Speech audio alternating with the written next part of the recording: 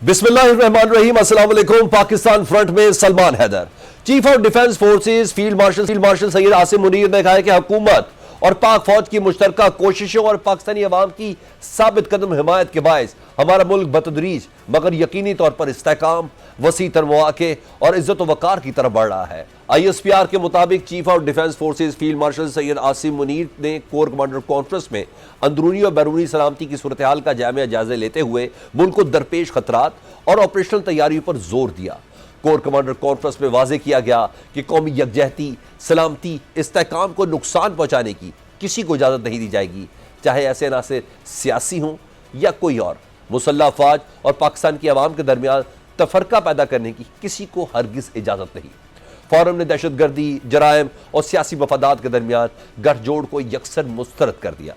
Core commander conference के शुरका ने इस बात का यादा भी किया कि भारतीय सरपरस्ती में तमाम दहशतगर्दों, उनके सहूलतकारों और मामनीन के साथ फैसला खून और बगैर किसी रियायत के निपटा जाएगा। फोरम ने बलूचिस्तान हुकूमत के खसूसी तरक्याती इक़दामात को सराहा जो मकामी सतह पर आवाम को बाइख्तियार बनाने और समाजी रवाबित के जरिए गवर्नेंस से जुड़े दहशतगर्दी के अवामिल का खात्मा करते हैं। शुरका कॉन्फ्रेंस ने पायदार अमन और इस्तेहकाम को यकीनी बनाने के लिए कौमी एक्शन प्लान के मुताबिक दीगर इलाकों में भी इसी तर्ज के अवामी इक़दामात की जरूरत पर जोर दिया। कोर कमांडर कॉन्फ्रेंस के शुरका ने कश्मीरी अवाम के हक के खुद इरादियत और उनकी जायज जिद्दोजहद के लिए पाकिस्तान की साबित कदमी का एहादा किया। शुरका कॉन्फ्रेंस ने मसला फ़लस्तीन पर पाकिस्तान के असूली मौक़िफ़ की भी तौसीक की। शुरका ने गजा में फौरी और मुस्तकिल जंगबंदी, बिला रोक टोक इंसानी रसाई और फ़लस्तीनी रियासत के लिए काबिल एतमाद रास्ते का मुतालबा भी किया। ISPR के मुताबिक chief of defence forces field marshal Syed Asim Munir ने पाक फौज की कौमी खुद मुख्तारी और इलाकाई सालमियत का मुस्तकिल तहफ़्फ़ुज़ करते हुए कन्वेंशनल और सब कन्वेंशनल से लेकर हाइब्रिड और गैर मुतनासिब चैलेंजेस तक के खतरात का मौसर तरीके से मुकाबला करने की सलाहियत पर मुकम्मल एतमाद का इजहार किया। मुल्क की सियासत में मुज़ाकरात के लिए मुफाहमती ट्रेन चल पड़ी है। वज़ीर आज़म शहबाज शरीफ की PTI को मुज़ाकरात की ऑफर के बाद PTI के साबिक रहनुमाओं पर मुश्तमिल मुफाहमती ग्रुप भी सरगर्म हुआ है। साबिक वफाकी वजीर फवाद चौधरी, महमूद मौलवी और साबिक गवर्नर सिंध इमरान इस्माइल ने वज़ीर आज़म से राब्ता करते हुए कोट लखपत जेल में कैद शाह महमूद कुरैशी समेत पार्टी के सीनियर रहनुमाओं को पैरोल पर रिहा करने का मुतालबा किया है। सियासी मुफाहमत के फ़रोग के लिए नेशनल डायलॉग कमेटी का मौक़िफ़ है कि इन रहनुमाओं की रिहाई मुजव्वज़ा मुज़ाकराती अमल की क़यादत, साख और नतीजा खेजी के लिए ज़रूरी है। कमेटी की जानिब से 23 दिसंबर को वज़ीर आज़म को भेजे गए ख़त में अपोजिशन बिलखसूस PTI के साथ मुज़ाकरात की पेशकश का खैर मकदम करते हुए इसे मुल्क को दरपेश बढ़ते सियासी, मुआशी और इदारा जाती बहरानों के तनाजुर में एक सुनहरी मौका करार दिया गया है। मुफाहमती ग्रुप की जानिब से लिखे गए खत में PTI के बानी का जिक्र शामिल नहीं है। खत में कहा गया है कि अडियाला जेल से बाहर मौजूद सीनियर पार्टी की आदत ही मुज़ाकराती अमल के आगाज और तसलसल में मौसर किरदार अदा कर सकती है। खत में सबसे अहम मुतालबा कोट लखपत जेल में कैद हाई प्रोफाइल PTI रहनुमाओं की रिहाई से मुतालिक है, जिनमें शाह महमूद कुरैशी, डॉक्टर यास्मीन राशिद, उमर सरफराज चीमा, मियां महमूद रशीद और साबिक सेनेटर एजाज चौधरी शामिल है। कमेटी का कहना है कि इन रहनुमाओं को पैरोल पर रिहा किया जाए ताकि वो मुज़ाकराती अमल में मौसर अंदाज से क़यादत और शिरकत कर सकें। खत के मुताबिक कमेटी समझती है कि मुज़ाकरात की कामयाबी का निसार अमली एतमाद साजी के इक़दामात पर है। कैद PTI रहनुमाओं की रिहाई एक मुस्बत और एतमाद पर मबनी माहौल पैदा करेगी और मुख्तलिफ सियासी फरीक़ैन के दरमियान बाहमी एतमाद की बहाली में मदद भी देगी, जबकि तहरीक इंसाफ मुफाहमती ग्रुप की कोशिशों को ओन करने के लिए तैयार नहीं है। तहरीक इंसाफ का मौक़िफ़ है कि फवाद चौधरी, इमरान इस्माइल और महमूद मौलवी ने पार्टी को मुश्किल वक्त में छोड़ दिया था, इसलिए उन पर भरोसा नहीं किया जा सकता। इसके अलावा मुफाहमती ग्रुप की कोशिशों का मरकज़ व महवर अडियाला जेल की बजाय कोट लखपत के होने को भी शकूक व शुबात से देखा जा रहा है। PTI हुकूमत की नीयत पर भी शकूक व शुबात का इजहार कर रही है। PTI रहनुमाओं का कहना है कि मुज़ाकरात के हवाले से गैर संजीदगी हमारे नहीं हुकूमत की सफ़ों में है। हमारे मुतालबात बिल्कुल वाज़ेह हैं और इनमें कोई इबहम ये इख्तलाफ नहीं, लेकिन देखने की बात यह है कि जब भी एहतजाज की कॉल दी जाती है मुज़ाकरात की बातें शुरू हो जाती हैं। तहफ़्फ़ुज़ात के बावजूद PTI मुज़ाकरात को लेकर तज़ब्ज़ुब का शिकार नजर आती है। कोट लखपत के असीर मुफाहमत और मुज़ाकरात के हामी हैं। चेयरमैन पीटीआई बैरिस्टर गौहर, तहरीक तहफ़्फ़ुज़ आन पाकिस्तान के सरबराह और पीटीआई सियासी कमेटी के रुकन महमूद अचकज़ई भी मुज़ाकरात की बात करते हैं। असद कैसर ने कहा है कि बानी ने अपोजिशन अलायंस की आदत को बात करने या मुज़ाकरात खत्म करने का मुकम्मल इख्तियार दिया है। बानी ने कहा है कि अगर महमूद अचकज़ई चाहें तो हुकूमत और अपोजिशन किसी से भी बात कर दें। ताहम बानी पीटीआई की हमशीरा अलीमा खान के बयान से कन्फ्यूजन पैदा हुआ है। अलीमा खान ये कहती है कि पार्टी का जो लीडर मुज़ाकरात की बात करता है वो बानी का साथी नहीं है। पीटीआई के इसी रवैये के बायस हुकूमती वज़रा भी सियासी अदम इस्तेहकाम के खात्मे के लिए पुरुमीद दिखाई नहीं दे रहे। वज़ीर आज़म के मुशीर बराए सियासी अमूर राना सनाउल्लाह और वज़ीर दिफा ख्वाजा आसिफ ने पीटीआई को तनकीद का निशाना बनाया है। राना सनाउल्लाह ने कहा है कि बानी पीटीआई के सिवा उनकी जमात में और किसी के पास इख्तियारात नहीं है। बानी पीटीआई मुज़ाकरात नहीं, अफरा तफरी चाहते हैं। इसी तरह मुज़ाकरात नहीं हो सकते। ख्वाजा आसिफ कहते हैं कि पीटीआई के लीडर के सियासी डीएनए में मुज़ाकरात की गुंजाइश नहीं है। बानी पीटीआई ने सारी जिंदगी अपने ज़ाती मफाद पर अव्वल और आखिर फोकस किया है। ख्वाजा आसिफ ने कहा कि मुज़ाकरात कुछ लो और कुछ दो की बुनियाद पर किए जाते हैं, लेकिन बानी पीटीआई कोई असूल परस्त शख्स नहीं है। कौमी कॉन्फ्रेंस से पहले मुबसरीन का ख्याल था कि अपोजिशन की इस बैठक से सियासी तनाव को ख़त्म करने के लिए कोई हल निकलेगा। ताहम मौजूदा हालात में ना तहरीक इंसाफ 2 कदम पीछे हटने को तैयार है, ना हुकूमत मुज़ाकरात की दावत के बावजूद बानी पीटीआई से मुलाकातों में रुकावटें हटाने पर आमादा है। ऐसे में हुकूमत और पीटीआई मुज़ाकरात की फ़ज़ा कैसे पैदा होगी? इस सूरत हाल में यह सवाल है कि वज़ीर आज़म से कोट लखपत में असीर रहनुमाओं को पैरोल पर रिहाई का मुतालबा करने वाले मुफाहमती ग्रुप के पास हुकूमत को देने के लिए क्या है। जब पीटीआई मुफाहमती ग्रुप से लाताल्लुकी का ऐलान और इजहार कर रहे हैं तो उनकी कोशिशों के बहरकात क्या होंगे? अगर हुकूमत मुफाहमती ग्रुप का मुतालबा तस्लीम नहीं करती तो बात आगे बढ़ाने के लिए आइंदा का लाएअमल क्या होगा? डेडलॉक से डायलॉग का रास्ता निकालने के लिए मुफाहमती ग्रुप की पटारी में क्या कोई हुक्म का यक्का है, या वो जोकर के सहारे मुफाहमत का महल खड़ा करने की कोशिश कर रहे हैं? मुफाहमत की इन कोशिशों के रूह रवा है फवाद चौधरी साहब, सीनियर सियासतदान, उनसे बात करते हैं। फवाद चौधरी साहब, हम समेत बहुत से लोग आपकी डायलॉग कमेटी के बहुत ज़्यादा हामी हैं, जिसमें आप भी शामिल हैं। इसकी जानिब से वज़ीर आज़म साहब को जो खत लिखा गया है शाह महमूद कुरैशी साहब और दीगर कोट लखपत जेल में कैद रहनुमाओं को रिहा किया जाए, मगर आपके नाकदीन भी साथ साथ है ना, वो समझ रहे हैं कि ये शायद मानस इमरान खान के तौर पर लिया जा रहा है। ज़रा आप बताइएगा, क्योंकि आपके इस खत में इमरान खान साहब की रिहाई का मुतालबा नहीं, शायद इस वजह से आप कितने ऊपर उम्मीद है कि इस तनकीद के बावजूद हुकूमत आपकी डिमांड पूरी करेगी? देखिए, अगर इमरान खान की रिहाई होनी है तो फिर मुज़ाकरात क्या होने हैं। सवाल ये है कि जो सारा आपकी जो लोग हैं, पहले तो मुज़ाकरात की एक आज समझिए कि डोल तो पड़े ना, पहले जो है वो कोई माहौल तो थोड़ा बने कि जिसमें बातचीत शुरू हो सके। अगर हम अभी जो है वो कहें कि जो अल्टीमेट डिमांड्स हैं वो पहले दिन मुज़ाकरात शुरू होने से पहले ही मान लें तो फिर हुकूमत कहेगी कि नहीं, फिर मुज़ाकरात क्या होने। फिलहाल तो देखिए, पाकिस्तान के अंदर जो पोजीशन है उसमें अगर तो इमरान पीटीआई जो है वो इनकलाब ले आती तो देखिए फिर जरूरत ही नहीं थी मुज़ाकरात की, फिर बातचीत की जरूरत नहीं थी। या फिर हुकूमत एस्टैब्लिशमेंट इमरान खान का सियासी ऑल्टरनेटिव बना चुकी होती और लोग इमरान खान को भूल गए होते तो फिर हुकूमत को भी जरूरत नहीं थी।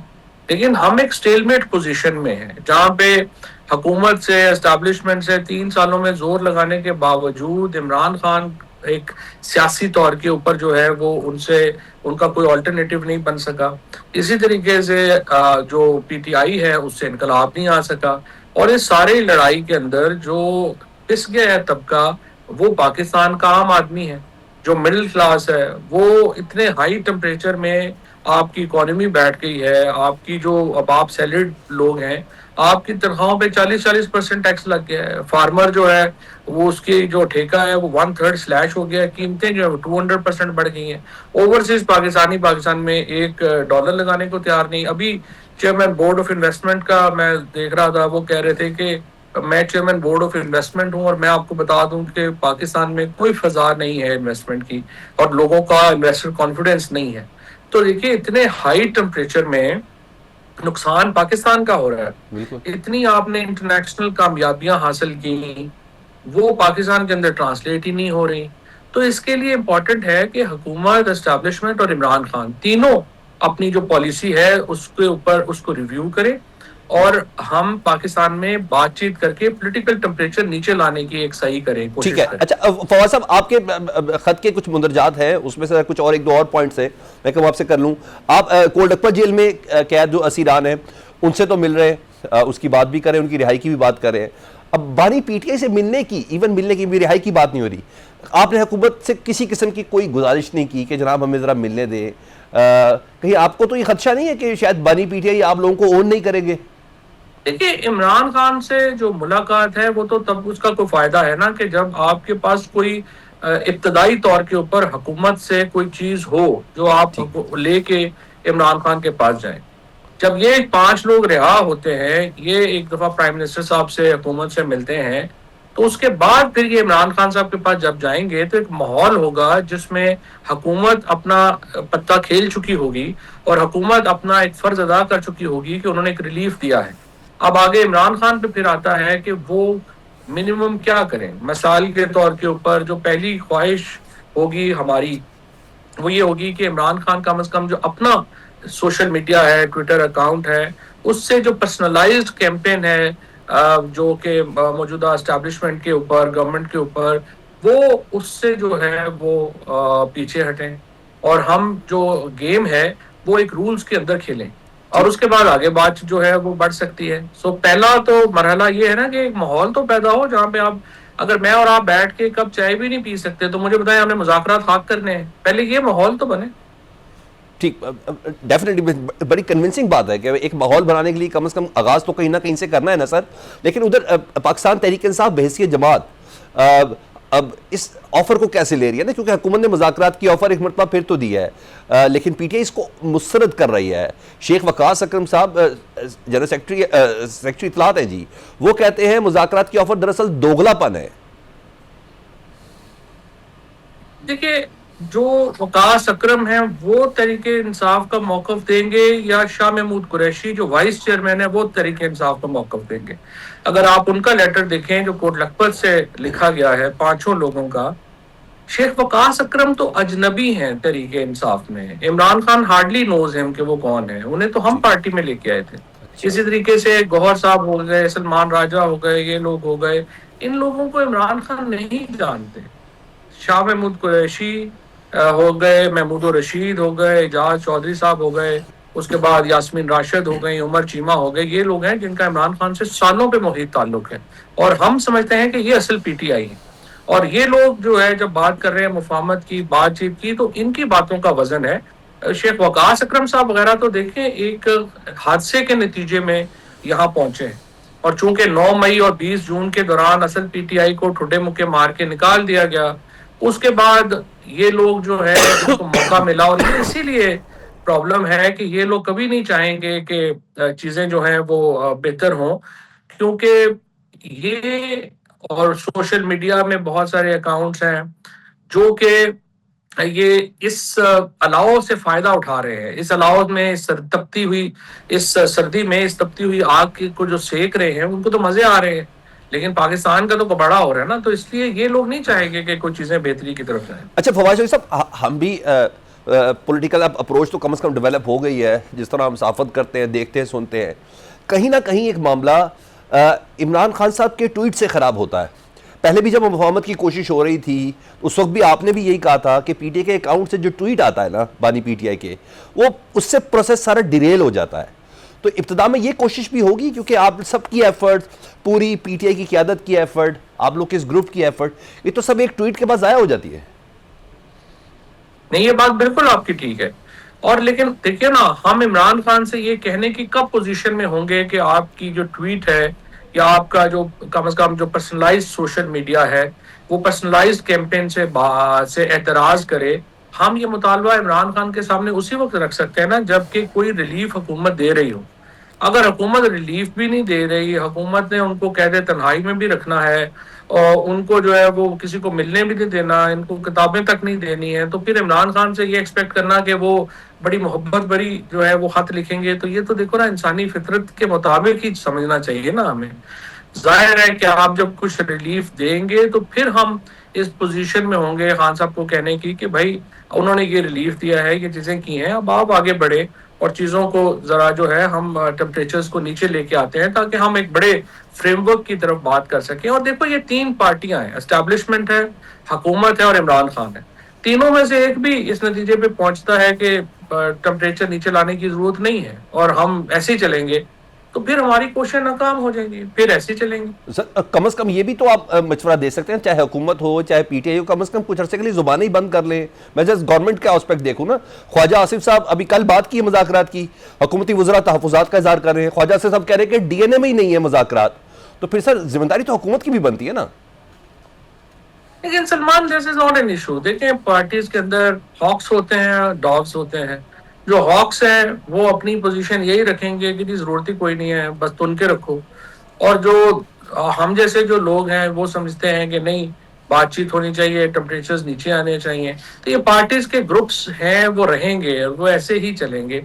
सो आई डोंट थिंक सो कि इसमें कोई इशू है कि हमने कोई जो है वो इसको जो है वो बिल्कुल खत्म हो जाएगी। तो लोग होंगे, ये करते रहेंगे। पीटीआई में भी आपको लोग मिलेंगे जो कहेंगे नहीं जी, ये तो माइनस इमरान खान हो गया है, ये हो गया है, वो हो गया है, तो हम नहीं होने देंगे, ये चलते रहेंगे। इस दुआ के साथ फवाद चौधरी साहब, आपकी कोशिशें रंग लाए, आपका बहुत शुक्रिया। पाकिस्तान फ्रंट इस ब्रेक के बाद पीआईए की निचकारी के बाद मुल्की मईशत के लिए एक और बड़ी खबर आ गई।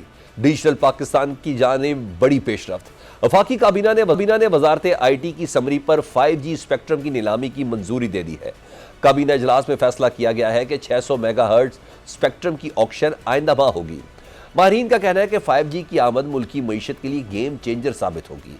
इससे कारोबार में जिद्दत, ई कॉमर्स में इजाफा, तालीम और सेहत के शुबों में इनकलाब और इंटरनेट ऑफ थिंग्स और रोबोटिक्स के जरिए पैदावारी सलाहियत में इजाफा शामिल है। High quality video streaming, virtual reality, augmented reality पर मबनी गेमिंग और तफरीही सरगर्मियों में इजाफा होगा। ये टेक्नोलॉजी डिजिटल मईशत को फ़रोग देने में अहम किरदार अदा करेगी। इंफ्रास्ट्रक्चर, सॉफ्टवेयर डेवलपमेंट और डिजिटल खिदमात के शुबों में नई मुलाजमतें पैदा होंगी। दूसरी जानिब हुकूमत ने पीआईए की निचकारी के हवाले से तहफ़्फ़ुज़ात, खदशात और प्रोपेगेंडे को मुस्तरद किया है। वज़ीर-ए-आज़म के मुशीर बराए निचकारी मोहम्मद अली ने कहा है, पाकिस्तान इंटरनेशनल एयरलाइन के आइंदा अप्रैल से नए मालिक के तहत चलने की तवक्को है। निचकारी मुआहदे के तहत कौमी एयरलाइन को नया सरमाया भी फराहम किया जाएगा। उन्होंने बोली की रकम के 92.5% यानी 124 अरब 87 करोड़ 50 लाख रुपए के पीआईए पर ही खर्च होने का भी दिफा किया है। मुशीर निचकारी ने कहा कि हुकूमत नहीं चाहती थी कि एयरलाइन फरोख्त हो जाए, रकम हुकूमत को मिल जाए और इदारा फिर भी दिवालिया हो जाए। कुछ अनासिर जानबूझकर पीआईए की निचकारी से मुतल्लिक गलत बयानियां बना रहे हैं और यह तासुर दिया जा रहा है कि पीआईए को 10 अरब रुपए में फरोख्त किया गया है, हालांकि हुकूमत को इस मुआहदे से 55 अरब रुपए की कदर हासिल हो रही है। वज़ीर इत्तलात अता तारड़ के हमरा प्रेस कॉन्फ्रेंस में मुशीर बराए निचकारी मोहम्मद अली ने कहा, 2015 में कौमी एयरलाइन की मनफी इक्विटी 213 अरब रुपए थी। 2024 में कौमी एयरलाइन के नुकसानात 700 अरब रुपए थे। 2015 से हर साल नुकसान में थे। हुकूमत को निचकारी से 55 अरब मिलेगा, लेकिन नुकसान नहीं भरना पड़ेगा। कौमी एयरलाइन की निचकारी के लिए 6 माह मेहनत की, माजी में बहुत सी गलतियों के बायस कौमी एयरलाइन की हालत खराब हुई। पीआईए के पास इस वक्त 33 तैयारे हैं, जिनमें 16 A320, 12 बोइंग 777 और 5 ATR शामिल हैं।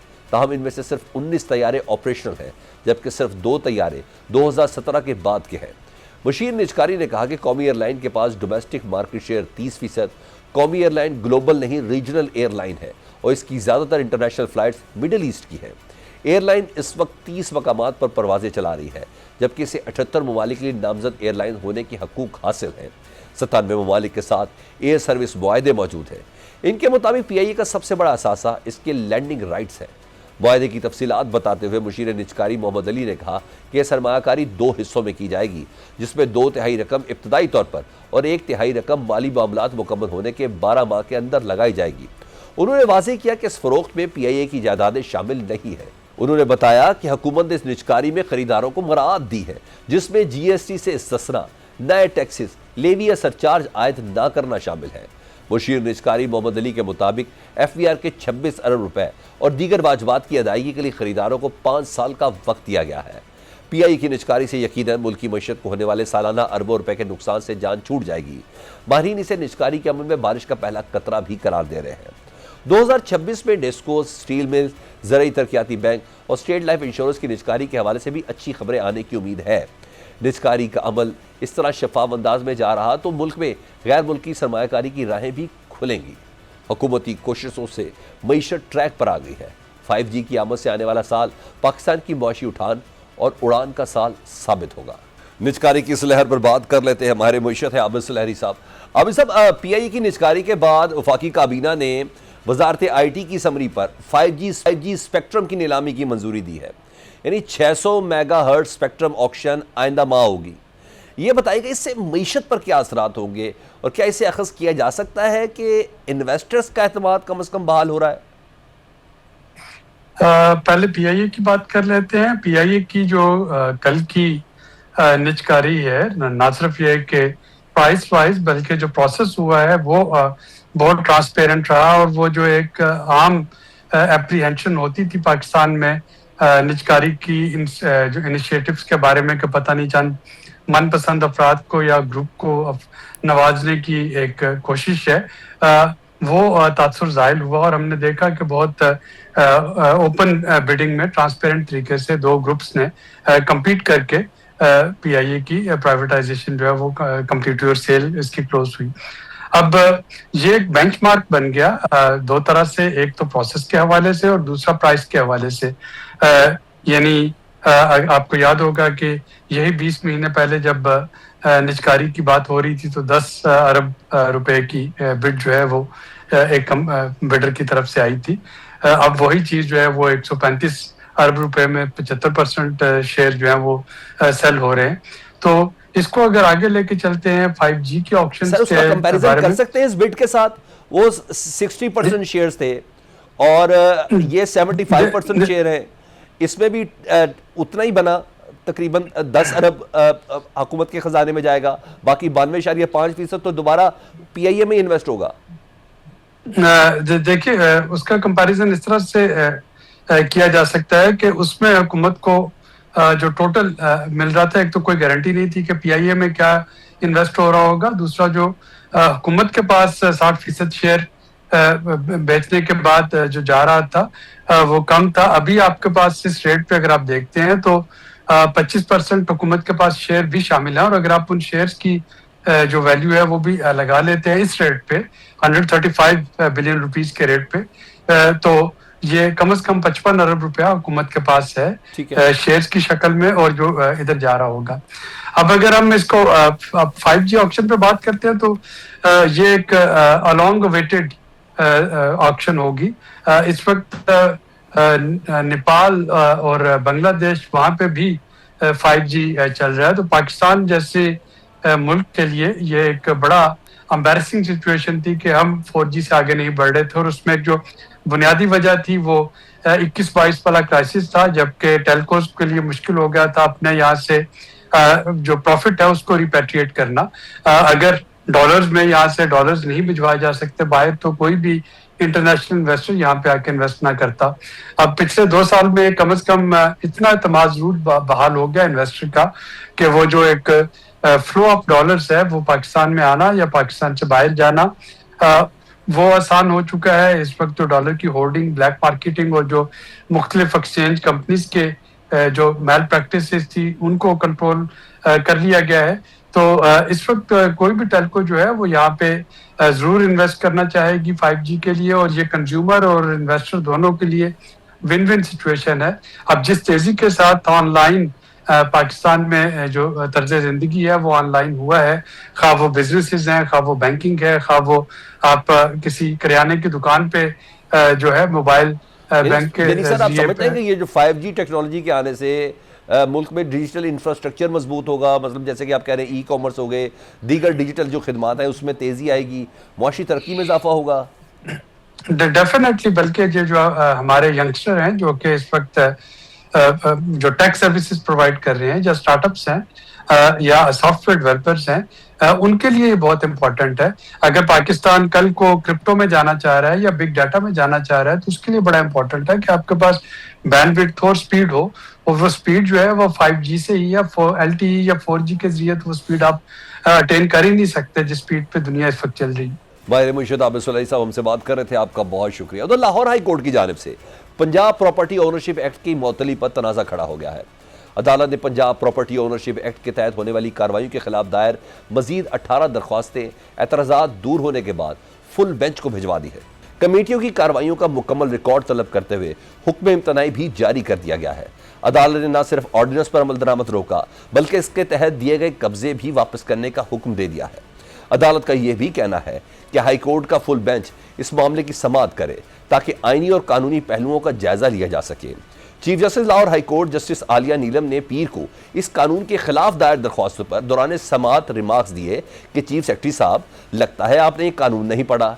लगता है कुछ लोगों की ख्वाहिश है कि उन्हें तमाम इख्तियारात दे दिए जाएं। यह कानून बना क्यों? इसका मकसद क्या है? जब कोई मामला सिविल अदालत में जेर समाअत हो तो एक रेवेन्यू अफसर किस तरह जायदाद का कब्जा दिला सकता है? समाअत के दौरान chief justice Lahore high court justice Aalia Neelum ने रिमार्क्स दिए कि एक्ट के तहत ट्रिब्यूनल्स कायम होना थे जिन्हें कब्जे से मुतल्लिक इख्तियारात हासिल हैं। ताहम 2.5 माह बाद ट्रिब्यूनल्स का नोटिफिकेशन जारी हुआ। चीफ जस्टिस ने सवाल उठाया कि इस दौरान किस कानून के तहत कमेटियां कब्जे दिलवाती रही हैं। समाअत के दौरान चीफ जस्टिस ने assistant advocate general Waqas Umar से इस्तफसार किया कि अगर मामला सिविल कोर्ट में जेर इल्तवा हो तो एक्ट के मुताबिक डिप्टी कमिश्नर मुतल्लिका अदालत में दरख्वास्त देगा जिस पर अदालत केस ट्रिब्यूनल को मुंतकिल करने की पाबंद होगी। क्या इस शिक पर अमल हो रहा है? चीफ जस्टिस ने मजीद रिमार्क्स दिए कि बगैर तहरीरी अहकामात के जुबानी तौर पर कब्जे कैसे दिलवाए जा रहे हैं। अगर अदालत भी बगैर ऑर्डर के कुछ कहे तो क्या उसे मान लिया जाएगा? इन्होंने सवाल किया कि अगर ट्रिब्यूनल्स ने काम शुरू कर दिया है जबकि ना अमला मौजूद है ना ही ये वाज़ेह है कि ट्रिब्यूनल्स कहां बैठेंगे, क्या ये इख्तियार से तजावुज नहीं? अदालत ने निशानदही की कि कानून में कहीं नहीं लिखा कि कमेटियां कब्जा दिलवाएंगी। एक्ट के मुताबिक ट्रिब्यूनल की कार्रवाई मुकम्मल होने के बाद ही कब्जे का हुक्म दिया जा सकता है। चीफ जस्टिस ने पूछा कि जब कमेटी पैरा को कहती है और पैरा कब्जा दिलवाती है तो ये किस कानून के तहत है? सरकारी वकील की जाने से मौक़िफ़ इख्तियार किया गया कि रूल्स अभी आना बाकी हैं। इस पर चीफ जस्टिस ने कहा, बगैर कवायद के कार्रवाइयां कैसे हो सकती हैं? जब डीसी तहरीरी ऑर्डर नहीं देगा तो मुतासरा फरीक से चैलेंज कैसे करेगा? अदालत ने करार दिया कि कानून ना मुकम्मल नहीं होता या मुकम्मल होता है या नहीं। चीफ जस्टिस ने मजीद कहा कि अदालत दिल से नहीं बल्कि दिमाग से फैसले करती है, जबकि आपके डिप्टी कमिश्नर ख्वाहिशात के मुताबिक फैसले करते हैं। इस पर सरकारी वकील ने बताया कि इस कानून में डिप्टी कमिश्नर को कब्जे का इख्तियार नहीं दिया गया। इस पर चीफ जस्टिस ने कहा, सैकड़ों केसेस हैं जहां डिप्टी कमिश्नर ने कब्जे दिलाए हैं। अदालत ने कमेटियों की तमाम कार्रवाई को रिकॉर्ड तलब करते हुए तमाम केसेस फुल बेंच को भिजवा दिए हैं। तहरीरी हुक्म में कहा गया है कि वो तमाम जायदादों का वही स्टेटस बहाल करे जो दरखास्तें दायर होने से पहले था। अदालती अहकामात तक प्रॉपर्टी ओनरशिप ऑर्डिनेंस पर कार्रवाई मुअत्तल रहेगी। अदालत ने कहा कि एक्ट की बात शिकें आइन के आर्टिकल 10 से मुतसादिम है और एडवोकेट जनरल पंजाब को अदालती मामलत के लिए 27A का नोटिस जारी किया गया है। दूसरी तरफ अदालती हुक्म में इम्तना के बाद वज़ीर आला पंजाब मरियम नवाज खुद मैदान में आई। मरियम नवाज ने कहा, बरसों दिहाइयों के सताए हुए लाखों अहले पंजाब की मदद का कानून अवाम की मुंतखब असम्बली ने बनाया ताकि ताकतवर लैंड माफिया के चुंगल से अवाम को निजात मिले। कानून से पहली बार अवाम को अपनी कानूनी जमीन और जायदाद के तहफ़्फ़ुज़ की ताकत मिली, जबकि कानून की मअतली से कब्जा माफिया को फायदा मिलेगा और अवाम इसे कब्जा माफिया की पुष्टपनाही समझेंगे। मरियम नवाज ने यह भी कहा कि जमीनों के मुकदमात में दिहाइयों तक हुक्म इम्तनाई चलते हैं। इस कानून की मअतली से नुकसान गरीबों, मस्कीनों, बेकसों, बेवाओं और मजलूमों का होगा जिनकी दादरसी हो रही थी। हमने बरसों और नस्लों से चलने वाली जमीन और जायदाद के मुकदमात की पहली बार 90 दिन में फैसले किए। दूसरी जानिब वकला की तमाम नुमाइंदा तंजीमें chief justice Lahore high court के फैसले पर वज़ीर आला पंजाब की तनकीद के खिलाफ खुलकर सामने आ गई हैं। Pakistan bar council, supreme court bar, Punjab bar council, Lahore high court bar और लाहौर बार एसोसिएशन की जानिब से मुश्तरका एलामिया जारी किया गया, जिसमें chief justice Lahore high court justice Aalia Neelum के साथ मुकम्मल इज़हार यकजहती का ऐलान किया गया है। वकला तंजीमों ने वज़ीर आला पंजाब के chief justice Lahore high court के खिलाफ बयान की मजम्मत करते हुए इसे फौरी वापस लेने का मुतालबा किया है। पाकिस्तान बार कौंसिल के मेंबर एहसन भौन ने कहा कि मौजूद चीफ जस्टिस से मुतालिक वज़ीर आला पंजाब का बयान अफसोसनाक है। मीडिया से गुफ्तगू में एहसन भौन ने कहा कि पंजाब प्रॉपर्टी ओनरशिप एक्ट पर हुकूमत का रवैया गैर मुनासिब और गैर संजीदा है। जिन लोगों ने यह कानून ड्राफ्ट किया उन्होंने गलत मशवरा दिया। अदालतें लगाना हुकूमत का काम नहीं, आप अदालतें लगाना बंद करें। हुकूमत ने यह काम बंद ना किया तो वकला सड़कों पर होंगे। हुकूमत तालीम और सेहत में अच्छा काम कर रही है, इसको हम सराहते हैं। हमने हमेशा पार्लियामेंट की बालादस्ती की बात की है। एहसन भौन ने यह भी कहा कि कानून बनाना पार्लियामेंट का काम है, इसकी तशरीह अदालतों ने करनी है। वज़ीर आला मरियम नवाज को इस मामले पर किसी ने गलत गाइड किया है। माहिरीन का कहना है कि मसला कानून का नहीं बल्कि इसके नफाज और अमल दरामद के तरीक़ाकार का है। अब देखना यह है कि ऊंट किस करवट बैठता है। एक और अहम तरीन टॉपिक, पाकिस्तान फ्रंट, इस ब्रेक के बाद। बांग्लादेश के आने वाले इंतखाबात में जमात इस्लामी की वाज़ेह बर्तरी की पेशगोइयों ने भारत की नींदें हराम की है। यही वजह है कि खित्ता तारीख में दूसरी बार भारतीय साजिशों के घेरे में है। अगस्त 2024 में भारतीय प्रॉक्सी शेख हसीना वाजिद के इक़्तिदार के खात्मे के बाद मोदी सरकार मुसलसल साजिशों का जाल बुनने में मसरूफ है। भारत में बैठी शेख हसीना वाजिद अपने वालिद शेख मुजीबुर रहमान के नक्शे कदम पर चलते हुए अपने मुल्क को तकसीम करने की साजिश का हिस्सा बन चुकी है, जिसका आगाज 12 फरवरी के इंतखाबात को मुलतवी कराने और मुल्क में अनारकी फैलाने की साजिश से कर दिया गया है। साजिश के तहत भारत ने अपनी प्रॉक्सी शेख हसीना के इक़्तिदार के खात्मे की क़यादत करने वाले तालिब इल्म रहनुमाओं को निशाना बनाना शुरू कर दिया है। नौजवान तालिब इल्म और इनकलाबी रहनुमा शरीफ उस्मान हादी का कत्ल और खुलना में तालिब इल्म रहनुमा मतलूब सिकंदर पर कातलाना हमला इस सिलसिले की कड़ी है। 12 दिसंबर को हमले में शदीद जख्मी होने वाले शरीफ उस्मान हादी 19 दिसंबर को खालिक हकीकी से जा मिले। दूसरी जानिब खुलना में एक और तालिब इल्म रहनुमा मतलब सिकंदर को सर में गोली मारकर जख्मी कर दिया गया। मकामी अखबार कालेर कंठा ने अस्पताल ज़राए के हवाले से बताया कि मतलब सिकंदर के सर के बाएं हिस्से में गोली लगी और उन्हें शदीद खून बहने की हालत में अस्पताल लाया गया। मतलब सिकंदर नेशनल सिटीजन पार्टी के खुलना डिवीजन के सरबराह और पार्टी के वर्कर्स फ्रंट के मरकजी कोऑर्डिनेटर हैं। मतलब सिकंदर पर हमला शरीफ उस्मान हादी के कत्ल के चंद रोज़ बाद पेश आया है। सियासी हलकों के मुताबिक उस्मान हादी को 12 फरवरी के इंतखाबात में ढाका से एक मजबूत और मकबूल उम्मीदवार तस्वुर किया जा रहा था। शरीफ उस्मान हादी के कत्ल पर दारुल हुकूमत ढाका समेत राजशाही, चिट्टागोंग और दीगर बड़े बड़े शहरों में पुरतशद्दुद मुजाहरे देखने में आए हैं, जहां मुश्तिल मुजाहरीन ने सड़कें बंद कर दी और पुलिस के साथ उनकी शदीद झड़पें हुई। मुजाहरीन ने अवामी लीग के मुतादिद दफातर और बास मीडिया हाउसेस को भी नजर आतिश कर दिया, जबकि राजशाही में बानी बांग्लादेश शेख मुजीबुर रहमान के आबाई घर को भी आग लगा दी गई। मुजाहरीन का कहना है कि उस्मान हादी महज एक तालिब इल्म नहीं बल्कि इनकलाबी आवाज़ थे, जिन्हें सोचे समझे मंसूबे के तहत खामोश कराया गया। उस्मान हादी के जनाजे को मोदी सरकार और भारत में बैठी उसकी प्रॉक्सी शेख हसीना वाजिद के लिए खतरे की घंटी करार दिया जा रहा है। ज़राए बताते हैं कि जमात इस्लामी की बढ़ती अवामी मकबूलियत से खाइफ भारत ने बांग्लादेश को 3 हिस्सों में तकसीम करने की साजिश तैयार की है। तुलबा तहरीक के रहनुमा उस्मान हादी का कत्ल इसी सिलसिले की कड़ी है। ज़राए के मुताबिक मुबैना भारतीय साजिश का एक हिस्सा चिकन नेक कहलाने वाले सिलीगुड़ी कॉरिडोर के गिर्द घूमता है। नेपाल, भूटान, बांग्लादेश और चीन के दरमियान दबी हुई ये 22 किलोमीटर चौड़ी ये पट्टी भारत के इंतहाई हसास जियो पोलिटिकल इलाकों में से एक है। ये कॉरिडोर 7 सिस्टर्स कहलाई जाने वाली भारत की 7 शुमाली मशरकी रियासतों को जोड़ने के लिए इंतहाई अहम है। ज़राए के मुताबिक भारत ने चिकन नेक से जुड़े बांग्लादेश के इलाके पर कब्जा करने का मंसूबा बनाया है, जिसमें अमल दरामद के लिए भारत ने नवंबर से एक इलाके में अपनी फौजी ताकत में इजाफा किया है। बांग्लादेश के इलेक्शन के आसपास इस मंसूबे पर अमल दरामद हो सकता है। मंसूबे के दूसरे हिस्से में म्यांमार के साथ चिट्टागोंग और दूसरे बांग्लादेशी इलाकों को खुद मुख्तार इलाका बनाने का प्लान है, जहां का कंट्रोल बज़ाहिर रोहिंग्या मुसलमानों के पास होगा, लेकिन पसे पर्दा इसकी डोरें भारत के हाथ में होंगी। अगस्त 2024 में शेख हसीना की हुकूमत के खात्मे ने बांग्लादेश के सियासी मंजरनामे को यकसर बदल दिया है। इस तब्दीली के बाद जिस जमात ने सबसे नुमाया अरूज दिखाया वो जमात इस्लामी बांग्लादेश है। दिहाइयों तक रियासती जबर, पाबंदियों और झूठे इल्जामात का सामना करने वाली ये जमात अब बांग्लादेश में नौजवानों की सबसे मकबूल सियासी कुव्वत बनती दिखाई देती है, जबकि इसके मुकाबले में खालिदा जिया की जमात बांग्लादेश नेशनल पार्टी शदीद दाखिली बहरान, बदउनवानी और क़यादत की कमज़ोरी का शिकार है। बांग्लादेश की आबादी में नौजवान फैसलाकुन किरदार रखते हैं। भारतीय प्रॉक्सी शेख हसीना वादी के इक़्तिदार के खात्मे में नौजवानों पर मरकजी किरदार था। तकरीबन 40 से 5 करोड़ अफराद 15 से 29 साल की उम्र में शामिल हैं, जो कुल वोटर्स का 1/3 बनता है और 2024 की जुलाई तहरीक के बाद पहली बार वोट डालने वाला है। सितंबर 2025 में ढाका यूनिवर्सिटी और जहांगीरनगर यूनिवर्सिटी के तलबा यूनियन इंतखाबात में जमात इस्लामी के तलबा विंग की शानदार कामयाबी ने भी मोदी सरकार को परेशान कर दिया है।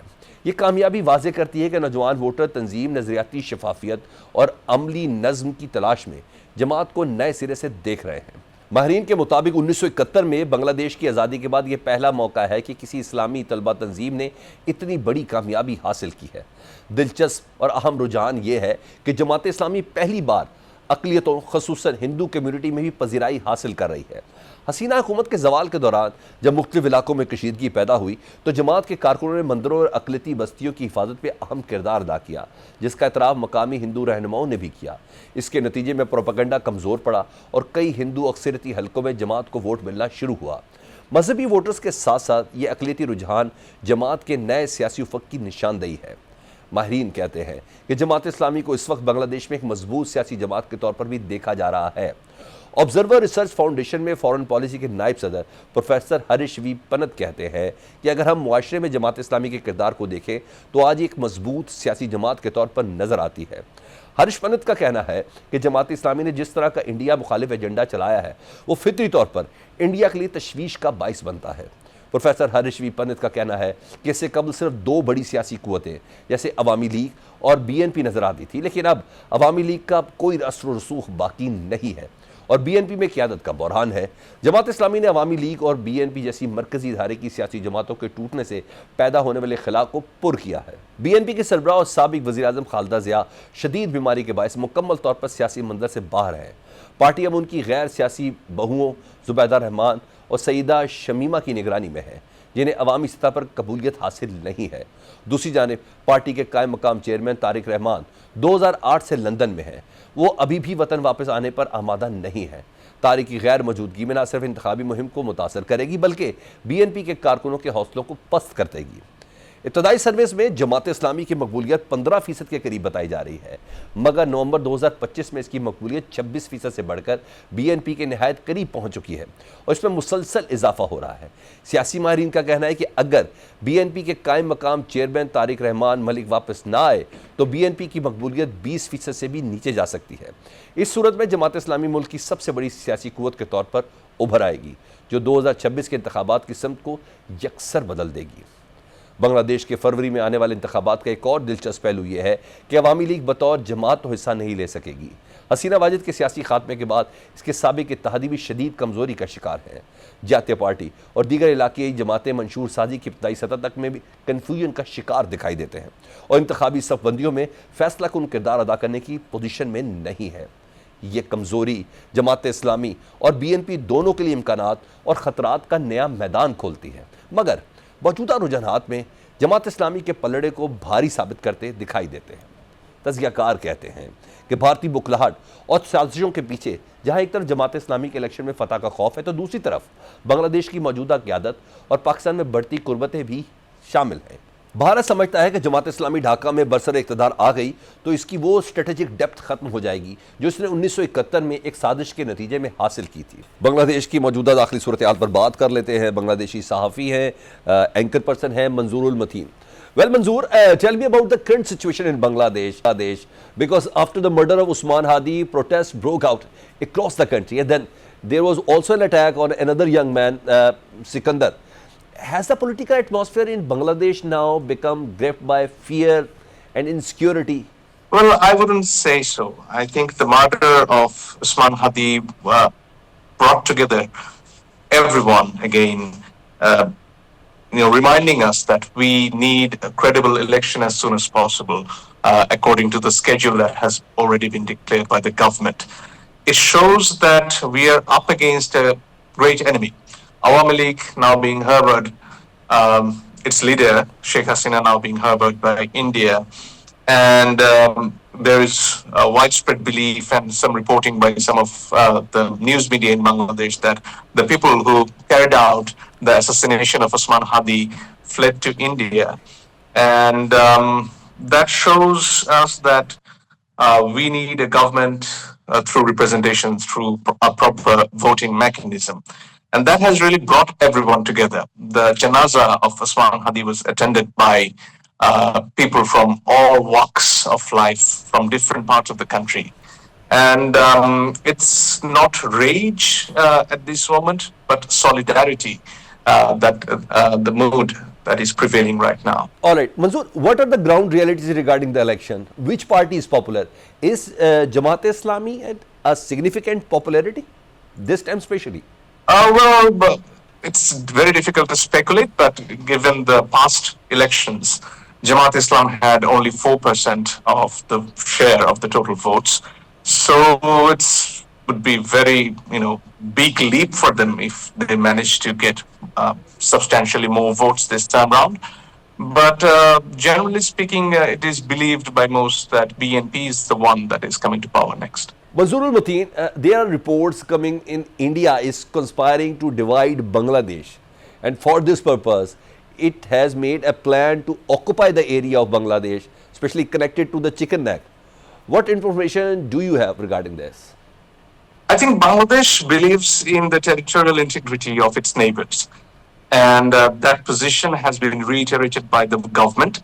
And India too has said that it does not want to intervene into the internal affairs of Bangladesh. So I don't think that anything in that direction of military intervention or violating the territorial integrity of these countries is looming in the horizon. Thank you very much Manzurul Matin Bangladeshi सहाफ़ी हमसे बात कर रहे थे। बांग्लादेश में जमात इस्लामी की मकबूलियत पर बात कर लेते हैं जमात इस्लामी के रहनुमा फरीद पराचा साहब से।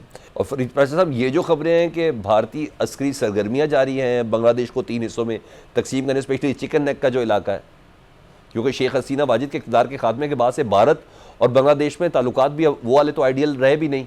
बताइएगा ये खित्ता किसी नए जियो पोलिटिकल बहरान की तरफ पड़ रहा है?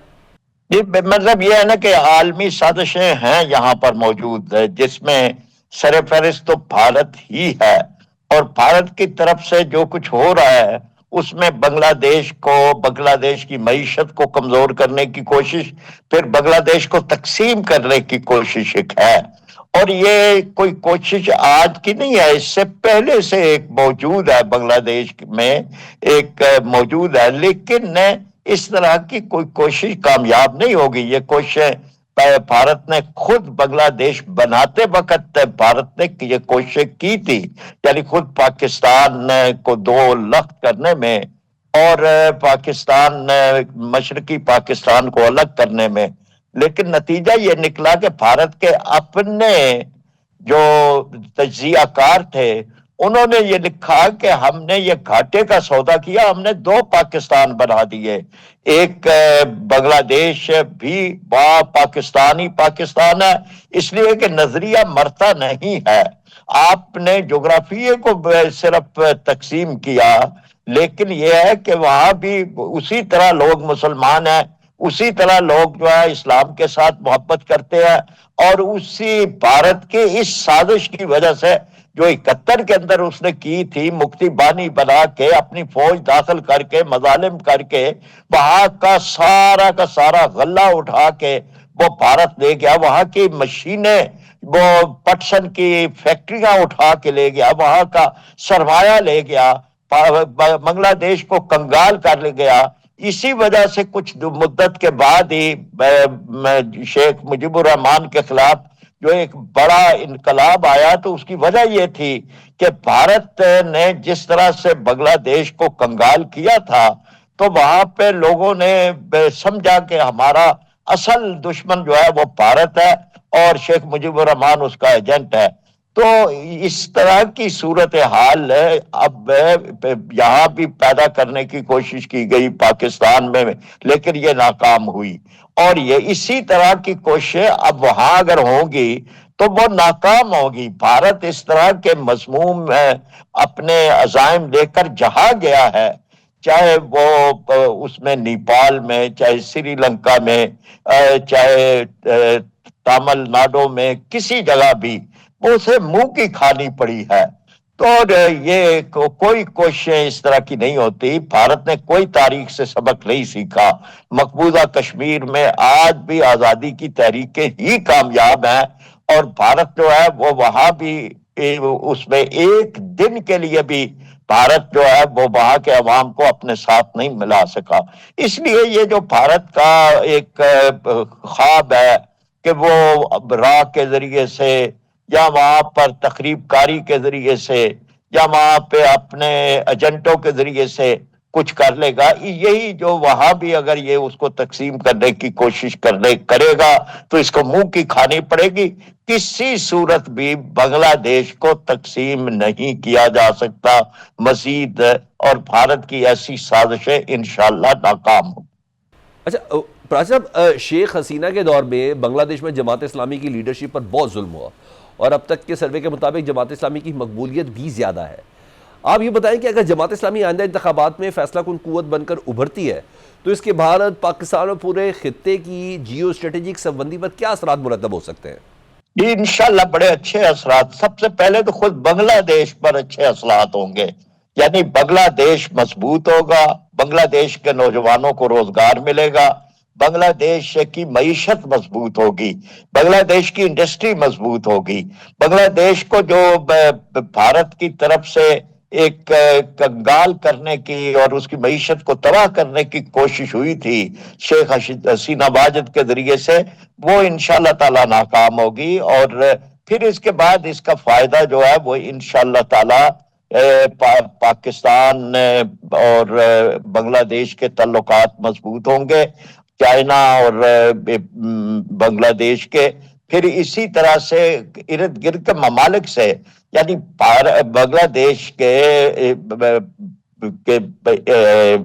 खुद भारत के साथ भी आबरूमंदाना ताल्लुकात है, यानी जमात इस्लामी की हुकूमत जो है और या हुकूमत में उसकी शमूलियत, उसके साथ अगर वो ऐसे ताल्लुकात होंगे जो बराबरी की सतह पे होंगे और मसाइल को अगर रुकावट बनने के बजाय हल करने की तरफ भारत को ही आएगा, तो उसके लिए मुज़ाकरात वगैरह का रास्ता जो है वो होगा। लेकिन अगर वो कुव्वत के जरिए से, चारहियत के जरिए से कोई अज़ाइम अपने करेगा, तो उसको उस तरह की फिजा नहीं मिलेगी जो हसीना वाजिद की, बल्कि उसको एक ऐसे जुर्रतमंदाना हुकूमतों का सामना करना पड़ेगा कि जो उसके साथ बराबरी की सतह पे अपना मुकाबला करना जानती है। अच्छा फरीद पाचा साहब, दुनिया में जहां जहां भी इनकलाब आते हैं, इसके बाद इन्हीं ममालिक में अनारकी भी फैलती है, दुश्मन ममालिक तकसीम का फायदा उठाते हैं। आपको लगता है कि मौजूदा हालात में बांग्लादेश भारत की साजिशों का मुकाबला कर सकेगा? क्योंकि भारतीय मीडिया भरपूर प्रोपेगेंडे के जरिए बांग्लादेश को तकसीम करने की कोशिश तो कर रहा है। देखिए, ये है कि जब ऐसे हालात होते हैं तो उससे फायदा कई कुव्वतें उठाने की कोशिश करती हैं। इसीलिए वहां की मौजूदा अबूरी हुकूमत ने कोशिश की कि जल्द अज जल्द इंतखाबात हो जाएं, और खास तौर पर जो उन्होंने एक उसमें पैकेज ये जुलाई का था, उस पर एक रेफरेंडम जो है वो हो जाए, ताकि ये है कि उस मामले में जुलाई चार्टर जो है उस पे रेफरेंडम हो जाए, ताकि एक मुस्तहकम सूरत हाल आगे चले। तो ये 12 फरवरी अब दूर नहीं है। अगर इस दौरान जो चैलेंजेस हैं उनमें पुरतशद्दद वाक़यात हैं, और इसी तरह खालिदा ज़िया की जो सूरत हाल है उसकी सेहत की, वो भी एक है कि वो वेंटिलेटर पर है। उनका बेटा जो है वो तारक रहमान है, वो 25 दिसंबर को वहां पे आ रहे हैं, 17 साला जलावतनी काट के वापस आ रहे हैं। तो उनकी पार्टी की भी सूरत हाल एक इस तरह से है। मईशत भी एक बहरहाल एक चैलेंज है वहां पे। लेकिन इस सारे को जो मौजूदा हुकूमत है, एक बड़े आलमी शोहरत के मईशतदान है जो इसको चला रहे हैं, और उसके साथ एक टीम है, तो उसमें वो कोशिश कर रहे हैं कि इसको अनारकी की तरफ न जाए, और उम्मीद है कि इसमें कोई अनारकी की सूरत हाल नहीं पैदा होगी। सियासी जमातें भी जो इंतखाब में हिस्सा ले रही हैं, जमात इस्लामी भी, BNP भी, और इसी तरह से एक NCP जो तलवा की है, उम्मीद है कि वो भी इसको इस तरफ ले जाएंगी कि इंतखाबात जो है बर वक्त हों और कोई अनारकी की सूरत हाल पैदा ना हो, और दुश्मन को कोई मौका ना दिया जाए कि इस सूरत हाल से वो फायदा उठाए। बहुत शुक्रिया। जमात इस्लामी के सीनियर रहनुमा फरीद पाचा हमसे बात कर रहे थे। पाकिस्तान फ्रंट से सलमान हैदर को इजाजत दीजिए। अल्लाह हाफिज।